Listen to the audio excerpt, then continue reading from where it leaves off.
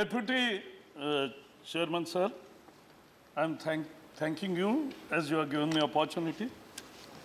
मैं संक्षेप में बात करना चाहता हूँ, दो मुद्दे सदन के सामने विचार के लिए रखना चाहता हूँ। मेरी पहली मान्यता यह है कि किसी भी तरह से मॉब वायलेंस में लिंचिंग करके किसी की हत्या करना सबसे जघन्य अपराध है और उसको कठोर से कठोर सजा होनी चाहिए, क्योंकि ये मानवता के खिलाफ अपराध है। This is the worst crime against humanity. और इसलिए हर कहीं भी जहां भी कोई लिंचिंग जैसी घटना होती है,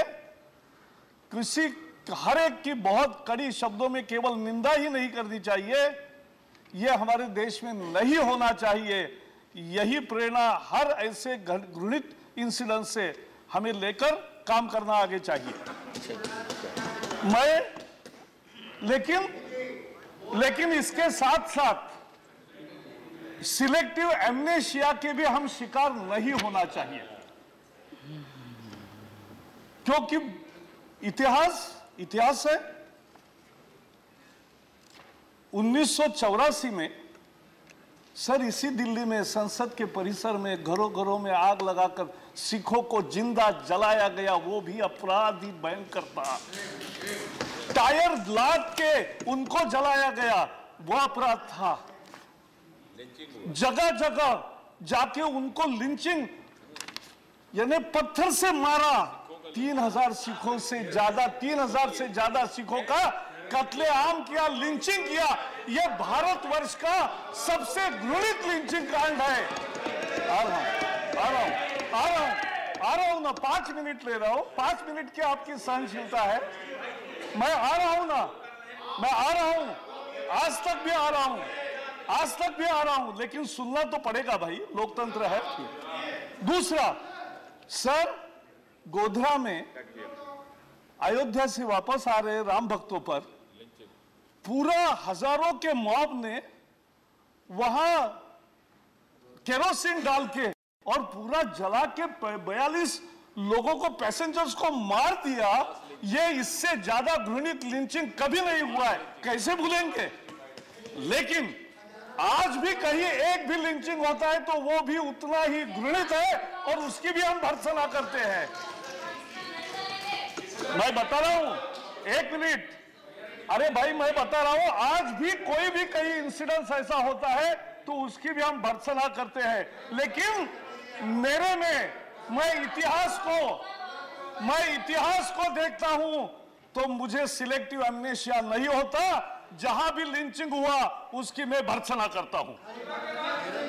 1 मिनट, बैठिए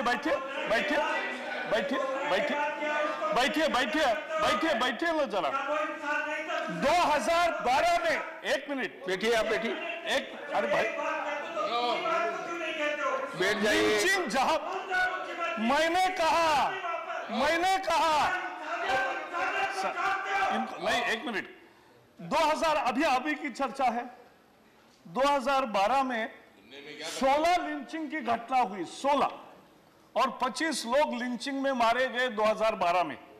आसाम में, महाराष्ट्र में, बंगाल में, आंध्र प्रदेश में, मिजोरम में, झारखंड में, तमिलनाडु में, हरियाणा में और केरल में 16 लोग लिंचिंग हुए 2012 में। 25 लोग मारे गए 16 लिंचिंग की इंसिडेंसेस में इन राज्यों में। तमिलनाडु, केरल और बंगाल छोड़ के किसका सरकार था, और बाकी भी तमिलनाडु में किसका था, बंगाल में किसका था, केरल में किसका था, बाकी सब जगह किसका था। आज 1 मिनट, अभी आ रहा हूं, बैठो आप। अरे आपको मिलेगा ना समय, अरे थोड़ा तो सच्चाई को सुनना पड़ेगा भाई, ऐसा नहीं होता। कल गृह मंत्री ने कहा कि मॉब लिंचिंग को अलग से दर्ज नहीं कर रहे हैं। मैं बता रहा हूं, नहीं, मैं बता रहा हूं, मैं इसके एक का आपको लिखित भी देता हूं। ऐसा क्या करते हो। 2013 में 14 लिंचिंग की घटनाएं हुई और जिसमें 18 लोग मारे गए। 14 इंसिडेंट्स, 18 पीपल किल्ड। आसाम में, हिमाचल में, हरियाणा में, झारखंड में, यूपी में, बंगाल में। अलग अलग कारण, अलग अलग समुदाय, अलग अलग हत्याएं, लिंचिंग, बहुत शर्मनाक अपराध। हर एक लिंचिंग की मैं निंदा करता हूं, लेकिन हम सिलेक्टिव एमनेशिया के बलि नहीं है। अभी इस साल जिसकी हम चर्चा कर रहे हैं वो भी सब घृणित हत्याएं है, सबसे जघन्य अपराध है, और लिंचिंग का लोकतंत्र में कोई स्थान नहीं है, यह भी मैं कहना चाहता हूं। राजस्थान, हरियाणा, बंगाल, झारखंड, महाराष्ट्र जहां भी हुआ, वहां यूपी भी, वहां सब जगह गुनहगारों को पकड़ा गया।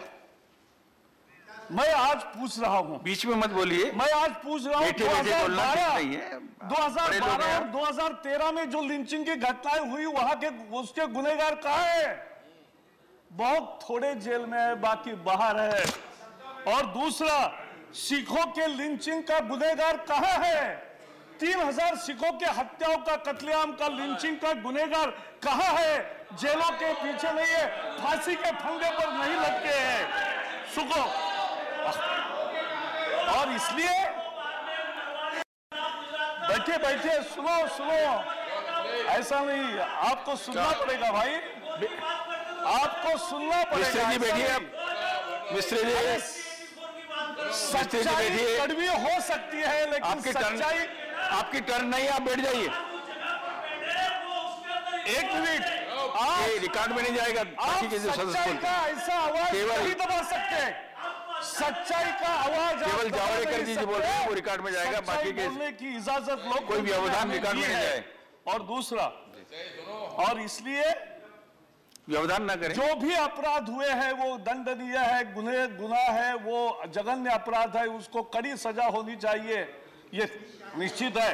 राज्यों का काम जो कानून व्यवस्था का है वो उनको सख्ती से करना चाहिए, कोई भी हो, हमारी सरकारें हो, आपकी हो, सबकी है देश में।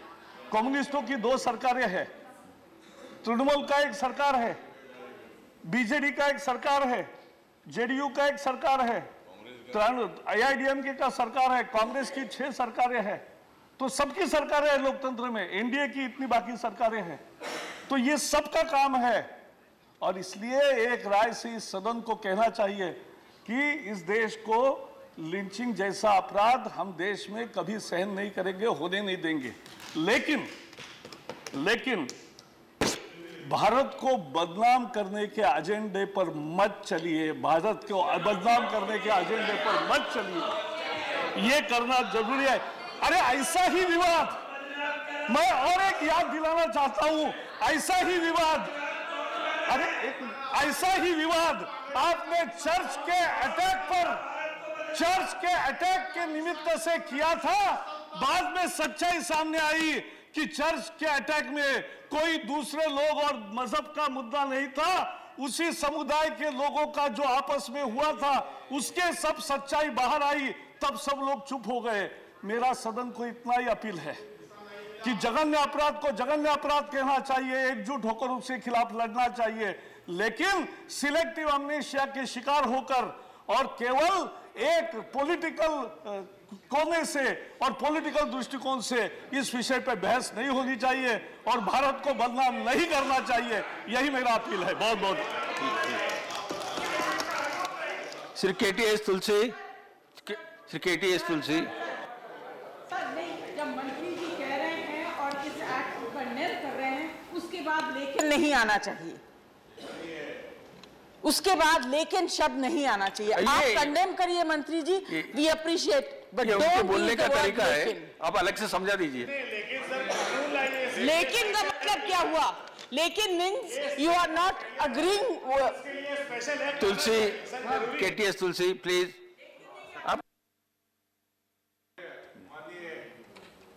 चेयरपर्सन साहब, मुझे घोर आपत्ति, कोई हमारा रूलिंग पार्टी से ये शब्द, इससे कठोर शब्द भी कहता तो हम लोगों को, जो विपक्ष में यहां सब नेता बैठे हैं और हमें इतनी तकलीफ नहीं होती, लेकिन इस देश का शिक्षा मंत्री अगर उनकी ऐसी सोच है इनकी अगर ऐसी सोच है तो हम अंदाजा लगा सकते हैं कि इस देश में कैसी शिक्षा दी जाएगी और दी जा रही है। यह बहुत बड़ा प्रश्न चिन्ह है देश के सामने। हमने कभी कल ही बताया था कि इसमें धर्म की बात नहीं, कुछ लोग, लेकिन जिस तरह से सिलेक्टिवली इन्होंने बातें बताई, फिर मुझे भी बताना पड़ेगा कि जितनी सरकारों में जो भी दंगे हुए उसमें आपके परिवार ही पाए गए हैं, कोई नहीं पाया गया, चाहे किसी की सरकार हो, किसी की भी सरकार हो, लेकिन वही लोग पाए गए, आपके परिवार का कोई न कोई इस आदमी था जिसने दंगे शुरू करवाए, चाहे कांग्रेस की थी, बीजेडी की थी, किसी की भी, हिंदुस्तान से कश्मीर से कन्याकुमारी तक। हमने उस आदर पर नहीं लेना चाहते और हमें कहेंगे, भारत को बदनाम करेंगे। इस भारत को बनाने वाले ये हैं, आप नहीं थे, आप अंग्रेजों के साथ थे उस वक्त। ये भारत को बनाने का काम कांग्रेस और ये जो सब लोग विपक्ष यहां बैठे, आप तो सिर्फ हुकूमत करने के लिए आपने भारत के 24 घंटे, भारत के लिए जिन्होंने खून दिया है, जो जेलों में सड़े हैं, जिनको परिवार का पता नहीं, जिनको बच्चों का पता नहीं, जिनकी बीवियों का पता नहीं, जिनके लिए आज 24 घंटे नेहरू खानदान के लिए आप दुनिया भर की कहानी लगाते थे, जिसकी बीवी बीमार थी और खुद जेल में थे, बेटी काम चला रही, और आज हमें आप भारत कहते हैं। भारत का बनाने का ठेका आपने लिया। भारत को जिन्होंने बनाया है, मैं निवेदन करूंगा आप विपक्ष कि जो माननीय शिक्षा मंत्री ने किया, हम वॉकआउट करते हैं इनके इस स्पीच पर। हम लोग की जो है इनकी इस बात से बिल्कुल भी सहमत नहीं है, जिस तरह की बात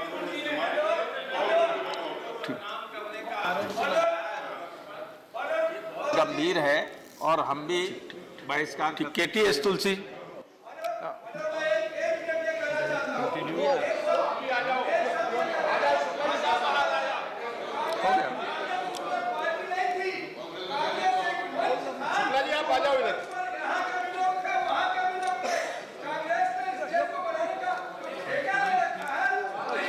तुलसी जी बोलिए, आपका, तुलसी जी आपका नाम बोल रहा हूं मैं, आप बोलना चाहेंगे क्या?